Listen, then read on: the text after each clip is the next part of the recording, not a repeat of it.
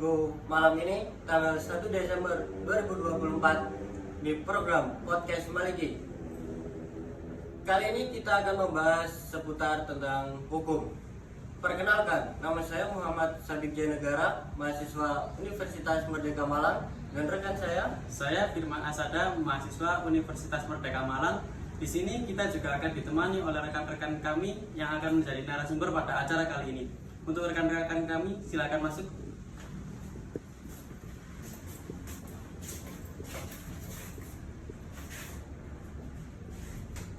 Silakan duduk. Terima kasih.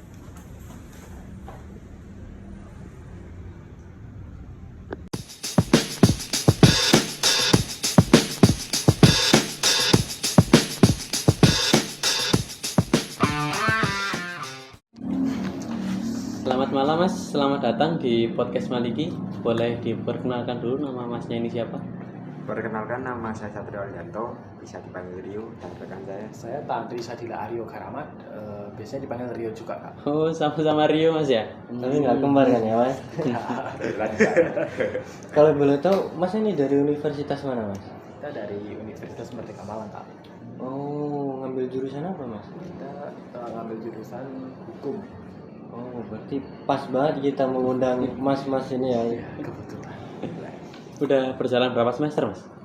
Kita masih semester awal. Oh, masih baru. maba, masih Ya. maba. Oh.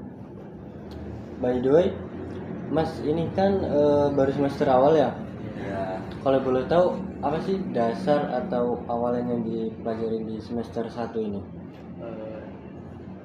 Pelajaran yang dasar yang kita dapat itu masih mengenai tentang pengantar hukum, tujuan hukum, asas-asas hukum, dan sumber-sumber hukum Mas. Seperti itu.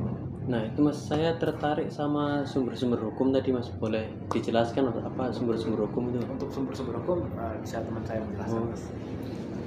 sumber-sumber hukum. Sumber-sumber hukum ialah dasar terciptanya aturan hukum itu, Mas. Dasar dari mana hukum itu memiliki kekuatan. Nah, sumber hukum itu berasal dari masyarakat itu sendiri, Mas. Masyarakat ini kan pada awalnya manusia, Mas. Manusia ialah makhluk sosial yang membutuhkan sekumpulan untuk melakukan aktivitasnya. Nah, di perkumpulan itu pasti sering terjadi konflik, perpecahan, diskriminasi dan sebagainya kan. Nah, disitulah dibuat aturan, Mas. Untuk apa? Meminimalisir hal-hal yang jelek itu terjadi. Nah, manusia itu kan ada yang taat aturan dan ada yang tidak taat aturan. Nah, disitulah awal mula terbentuknya sanksi yang tegas dan nyata bagi para pelanggar aturan ini, Mas. Supaya apa? Supaya hukum ini bisa berjalan dengan baik dan benar. Tadi oleh Mas. Seperti itu, Mas, penjelasan singkat dari saya. Semoga Mas-mas ini paham ya. Iya Mas ya. Nah, jadi sebelumnya gini Mas, saya kan pernah mendengar tentang istilah hukum adat, hukum agama, atau hukum kebiasaan. Mungkin maksud dari hukum-hukum tersebut apa sih Mas? Adat, agama, dan kebiasaan. Iya Mas. Sebelum saya sebelum saya menjawab pertanyaan Mas tadi, sumber hukum itu dibagi menjadi dua, Mas. Sumber hukum material dan sumber hukum formil. Nah, sumber hukum material ini merupakan dasar tercetusnya yang Mas tadi bilang, hukum agama dan hukum adat. Karena apa? Karena sumber hukum material ini merupakan perilaku yang mengatur perilaku manusia dan kepercayaan, nilai moral. Ya. Dan sumber hukum formil biar dijelaskan oleh teman saya. Nah, untuk sumber hukum formil ini yaitu sumber hukum yang menentukan bentuk dan sebab terbentuknya suatu peraturan yang berada di masyarakat umum, Mas. Untuk sumber hukum formil ini ada 5 poin, Mas, yaitu traktat, jurisprudensi, doktrin, kebiasaan, dan undang-undang. Seperti itu. Nah untuk pengertian dari 5 tadi itu Mas, apa Mas? Untuk pengertiannya bisa dijelaskan sama teman saya lagi. introduksi sebelumnya. Di sini saya acak gak apa-apa kan Mas? Iya, Dari iya, kelima boleh, itu. boleh. Nggak apa. Nah, undang-undang itu aturan yang tertulis yang disahkan atau dibuat oleh negara dan dipelihara oleh negara. Sampai sekarang Mas ini kan tahu kan Iya, undang-undang itu tahu, apa? Mas. Iya. Isi pasal-pasal kan Mas, Iya. aturan-aturan. Nah, seperti itu. Sedangkan doktrin ialah pendapat ahli hukum dan dijadikan bahan pertimbangan oleh hakim. Seperti kayak profesor beracara di pengadilan, Iya. menyebutkan asas-asas hukum dan dijadikan pertimbangan oleh hakim. Sedangkan jurisprudensi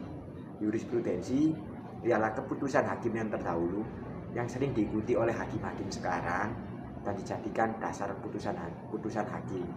Jadi kayak rujukan gitu Mas ya. Ya, seperti rujukan, bukan kasus yang sama ya Mas ya, tetapi Iya. kasus yang persis. Yang persis. Ya, beda loh kata sama dan Iya, persis. iya. Mas. Nah, sedangkan kebiasaan Iya. Kebiasaan ialah perbuatan manusia yang dilakukan berulang-ulang kali dan diterima oleh masyarakat. Seperti contoh, agama Islam mengadakan pengajian, entah itu pengajian apa. Nah, kan tidak ditentang oleh masyarakat lain, meskipun beragama lain, kan tidak mengganggu kan Mas? Iya, iya. Di situ tidak dijadikan bahan pertimbangan atau bahan perdebatan. Seperti itu penjelasan. Dan teraktat ialah perjanjian internasional seperti negara Indonesia mengadakan perjanjian dengan negara Amerika. Nah, otomatis secara nggak langsung kan masyarakat Indonesia dan masyarakat Amerika ini terikat oleh perjanjian yang diadakan oleh negara. Meskipun anggota masyarakatnya tidak mengadakan perjanjian dengan anggota masyarakat lain, tetapi oleh negara sudah diadakan, otomatis secara nggak langsung terikat. Seperti itu penjelasannya. Mohon maaf ya Mas, agak belibet nih, agak Iya, Mas, panjang. nggak apa. Masih semester awal ya Mas. Iya. Jadi emang ya, lumayan panjang juga ya untuk penjelasan dasar hukum ini ya Mas. Kurang lebih seperti itu. Introduksi Mas, bukan dasar ya Mas, ini sumber. Oh iya, Oh, iya, iya. Kita mau bahas tentang sumber aja. Iya, Kalau dasar itu kan pengantar Mas. Oh, iya. Yang mengantarkan mahasiswa. Ini emang sumber ya Mas. Iya, panjang sekali Mas. Mungkin itu saja sih Mas yang mau kita tanyakan Mas. Mungkin bisa kita tutup kan.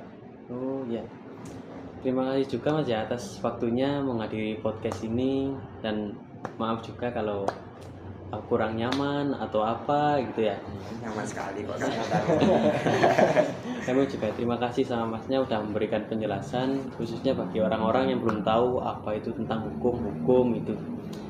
Jadi ya udah Mas, karena waktunya juga udah mepet, mungkin Masnya ada kegiatan lain, kami akhiri sampai sini Mas ya. Iya.